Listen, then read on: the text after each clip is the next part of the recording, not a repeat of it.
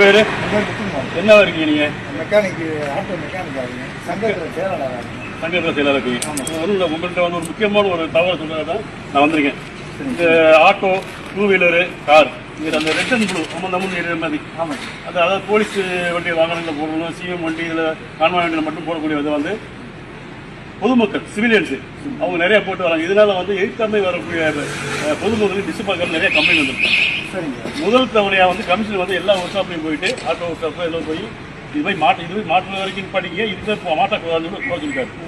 மீறும் பட்சத்தில் நாங்கள் ஏதோ வண்டியை பிடிச்சி அந்த வண்டியை பயன்படுத்திட்டு எங்கே மாற்றுன்னு கேட்கும்போது ஒரு குறிப்பிட்ட ஒர்க் ஷாப் உங்கள் ஒர்க் ஷாப் வைங்க அது சொல்கிறாங்க அப்படின்னா உங்கள் மேலே வந்து சட்டப்படி கிரிமினல் நடவடிக்கை எடுக்கப்படும். உங்கள் ஒர்க் ஷாப்பை பேன் பண்ணுறதுக்கு நடவடிக்கை எடுக்கப்படும். சரி, இது தகவல் உங்கள் சங்கத்தின் மூலியமாக எல்லாரும் தகவல் சொல்லியிருக்காங்க. ஆமாம், ரிமாண்ட் வரைக்கும் போகிறதுக்கு இருக்குன்னு சொல்லி கமிஷனோட உத்தரவு. சரி, பார்த்துங்க. தேங்க்யூ.